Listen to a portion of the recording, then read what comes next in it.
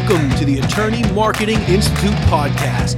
This is the podcast where you learn simple but effective ways to grow your law practice in just 1 hour a week. That's right, this is not your grandfather's podcast, and we're not talking about your grandfather's marketing. We're talking about 21st century law firm marketing. Let's do it. Hey everybody, this is Nick Pavlidis, and thank you so much for being here for another episode of the Attorney Marketing Institute podcast. So last week we talked about how to get started, how to stand out in 2019. And one of the things we talked about was starting a podcast. We talked about solo podcasts and we talked about interview podcasts. We also talked about how to be a guest on a podcast to improve and increase your presence and help you stand out, because not a lot of people are doing that. Today, I wanted to lean in and really lean into starting a podcast. And I want to start out with a solo podcast. I may do a separate episode on how to start an interview podcast because it's a little more, not complicated, but it's a little different. It's a different strategy. So today I want to talk about the solo podcast. So that's when you start a podcast by yourself, for yourself, and you talk. You're the only person talking, sort of like what this is most of the time.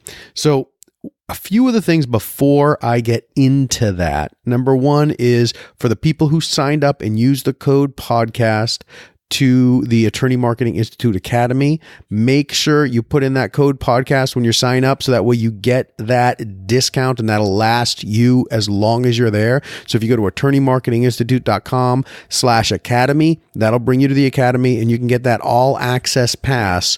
It's $4.97 a month normally. And that's essentially, it's designed to be your marketing manager in a box or on the web or in the cloud or whatever. So for example, with our course about how to crush conferences, how to make money off of conferences, and how to build leads, build relationships, and turn conferences from boondoggles to a worthwhile investment.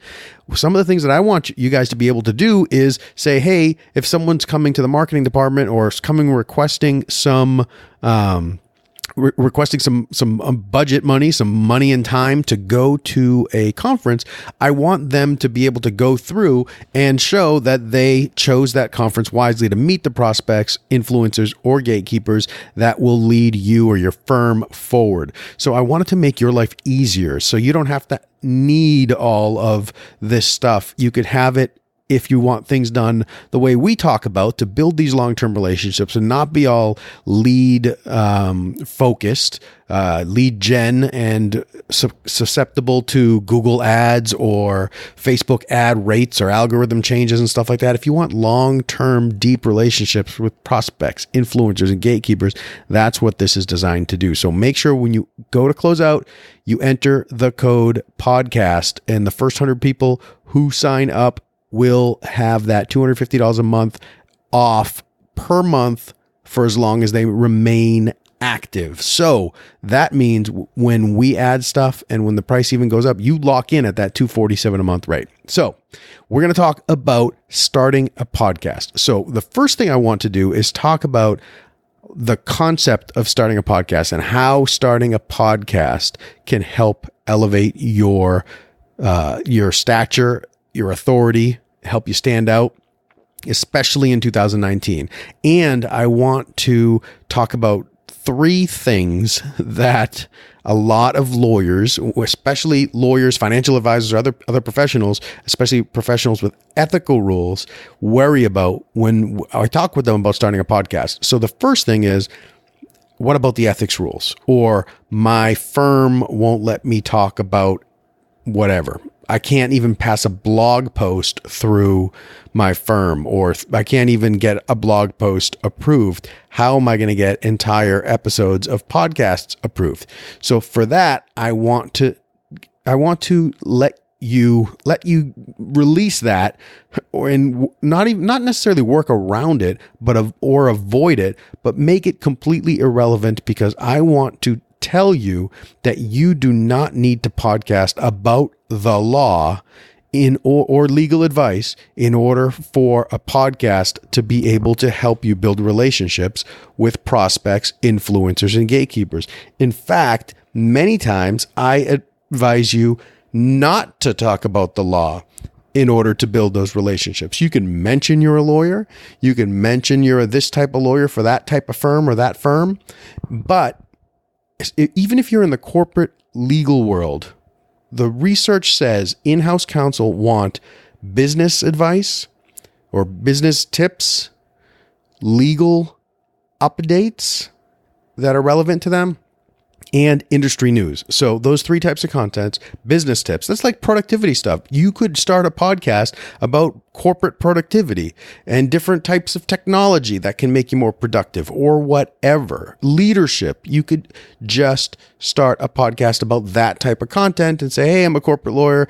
I'm here at this XYZ firm, and we're here to talk about leadership. Leadership in the corporate world now is changing because we got a whole new generation of people coming in and blah, blah, blah, whatever. That positions you as a likable authority figure in an area that your prospects, influencers, or gatekeepers are likely to want to listen to. So you're building that relationship with them, and that professionalism and that personality and all that stuff will help you get people to see you as more relevant or to think of you when they're considering referring someone. Oh, I listened to this podcast by this lawyer. Maybe you can just reach out to them. You can have calls to action. For example, today I have my solo audio podcast equipment, software, and workflow. It is a PDF, a 3-page PDF that walks you through my entire setup. So the microphone that I'm using right now talking with you, I mentioned it last week. It's at attorneymarketinginstitute.com/podcast equipment, I believe. That is the link to go and get that checklist. It's a free checklist. Just give your email address and we'll send it right over to you. It'll walk you through the microphones that we recommend, the windscreen, which is the little foam ball that goes in front of it, the mic stand that I use, it's optional, the headphones, anything you need to record.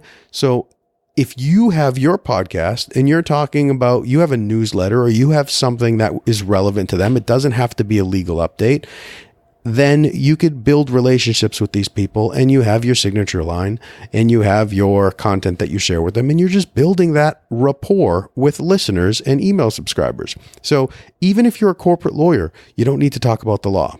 Same thing, personal injury lawyer. If you're a personal injury lawyer, you're talking about accident cases, it's likely not going to be something that prospects will listen to. Perhaps influencers will listen to personal injury industry updates, or gatekeepers will listen to personal injury updates. So influencers might be people who write for personal injury publications or medical malpractice publications, things like that. And you can talk about cases that are noteworthy or whatever. Just mention them at the beginning. Hey, we're talking about this. I got 3 cases I want to mention to you today, or 2 cases or 1 case I want to mention to you today. And then we're going to go into something else. It doesn't have to be a legal, any legal advice at all. In fact, I would suggest not talking about legal advice. It's just simpler. And then you don't have to worry about people saying, oh, you can't say this or you can't say that, because you're not talking about legal advice. You're designing it to be compliant. And that's important with social media. That's important with anything you do. If you design it from the beginning to be compliant, you have fewer obstacles, and less problems, fewer problems. So that is, obstacle number 1 that people say, I can't even get a blog post through it. So just make it not about legal advice. You can make it about business tips, productivity, like we talked about. You can make it about industry news. If you're a construction lawyer, start talking about projects. Hey, these are the 3 biggest projects going on in New York or Philly or whatever right now. Hey, I want to give you some, you can highlight some articles. Hey, sign up for the newsletter. I'm going to send you the best articles about the projects that are going on, blah, blah, blah, whatever. That has nothing to do with legal advice. You're just showing people you're relevant to their industry. And prospects, influencers, and gatekeepers in the construction industry would be more likely to listen to that. They're not going to listen to you talking about change orders or enforceability of change orders. Maybe they would, but only likely after they find you interesting to begin with and think that you have relevant things to say. So, number 1, just talk about something different. Don't worry about it. Number 2, podcasting doesn't work. It just won't work. So number one obstacle is I can't get it done because of my my company or my firm or whatever. I just can't get the content through. So don't worry about it. Design it to be compliant. Work around it. Start a blog about something that you love, or not blog, podcast about something you love, and that positions you in the light you want to be positioned in front of the people you want to build relationships with. So number two, it doesn't work. But the whole podcast thing is junk. Well, I would submit to you that exhibit A to podcasts not being valuable is you listening to me right now. Maybe you just stumbled across this episode and you're listening to it and you'll never listen to me again. Okay, that's possible. Maybe you've subscribed and you're listening because you're interested in this stuff. You and I may never speak ever, but you may take something that I have shared here on the podcast and use it to grow your law practice. And if someone says, how do you do it? You can then tell them, hey, I listened to the Attorney Marketing Institute podcast. And who knows, they might then call me and say, you know what? I don't have time to go through all these episodes, but what do you got for me? Let me sign up for the academy, or can you come speak to my law firm? I've spoken at individual law firms, small groups, and even firm retreats. And a lot of that stuff flows from the podcasts and people I've met through the podcast. In fact, some people have reached out to me and said, hey, would you mind speaking at my firm? I will talk with them about what they want me to speak about. And then I often send them 1 or 2 episodes of the podcast and say, this is me, and this is my take on the topics you want. Is this something you're interested in? And I got to tell you, it shows it's so easy to be able to connect. So it's great for follow-up. Hey, I got a podcast episode. Someone just posted on our Facebook page earlier today, where they said something about the 4-hour work week. And I replied and said, oh, we got a really cool episode about the 4-hour work week, or about delegating, that you might find interesting. So it was a way for me to just communicate and have something relevant to say. So it's not that it doesn't work. It does work. Podcasting is a great way to build relationships with people. You're not going to be selling, but it builds relationships. I have a friend who runs Franchise Euphoria podcast, Josh Brown. He has a lot of business come directly in from his franchising. And he talks about franchise news. He doesn't give advice. He gets a lot of business that comes in from it, though. Build yourself up. Build rapport with the right people. Use your podcast as a networking tool. Solo podcast. You don't have to make it complicated. You don't have to worry about any episodes, planning out your episodes a ton. If you know what you're talking about, you have a few articles and you're reading the stuff anyhow, then whether it's a topic you like, industry stuff or whatever, then you just have a conversation with the microphone. You speak to one person. I'm speaking to one ideal person right now. I'm thinking of them right now in my head, and I'm speaking to them, so it makes me sound more conversational. So number one objection, that I can't get the content passed.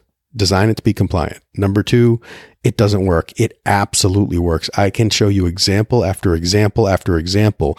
There's something about the audio message that builds deep relationships. And it's even, I don't have the science behind this one, but it's even more intimate than a video where someone's sitting in an office and you're watching them, because there's that almost not coldness to it, but that it's in an office setting or whatever. If it's not live video, if it's just pre-recorded video, then it could be less intimate. But when you have just someone's voice in your earbuds and it's just you and them, and you're doing chores or you're walking or you're commuting to work or whatever it is, there's something about that intimacy that builds rapport.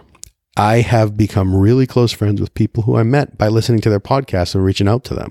And I've had the same vice versa with me, with this podcast, with other podcasts that I've done in the past. And I am starting even a new podcast in very short order about ghostwriting and building ghostwriting businesses, because I run Authority Ghostwriting as well. So, and I have no doubt that I'm going to build great relationships with them. If you doubt it, I start a podcast with everything I do because it's just so valuable. So those are the first two objections. The third objection is, but I can't do it. So to that, I would say it is super easy to do. Number one, from a technical perspective. Number two, if you go to attorneymarketinginstitute.com/podcast equipment. You can get checklists, 1, 2, 3 pages. Just do all these things and you'll be able to do the workflow.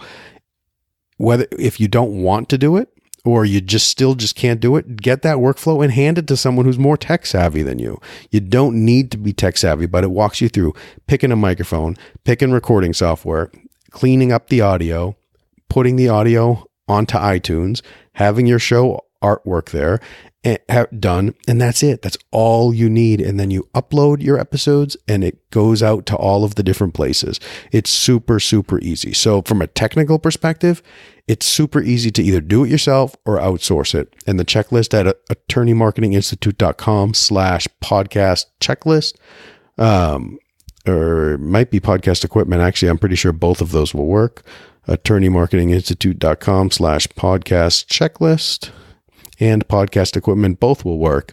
So if you go to that, you can get that checklist and either use it, delegate it to someone, listen to the delegate episode, or just outsource it to someone to produce it for you. And you can focus on the content. And then from a time perspective, that's the other objection to the I can't do a basic podcast, solo podcast. I often tell people to record them in bunches. You don't have to record 15, 20 at a time, but even now I'm doing more real time, although I do have some in the bank, but I love having 3 or 4 weeks ahead. So that way, if things do get busy, and I can skip a week of recording and then have a couple ahead anyhow, and I will never fall behind. When we did the first season, we did 13 episodes plus an intro, and then Authority Ghostwriting got so busy that I just had to pause it. I even had some that I am just not going to use. I'm going to re-record, just because it's not that it's old, but I have evolved a little bit and I have some more and new insights. So I just want to be a little more fresh with it.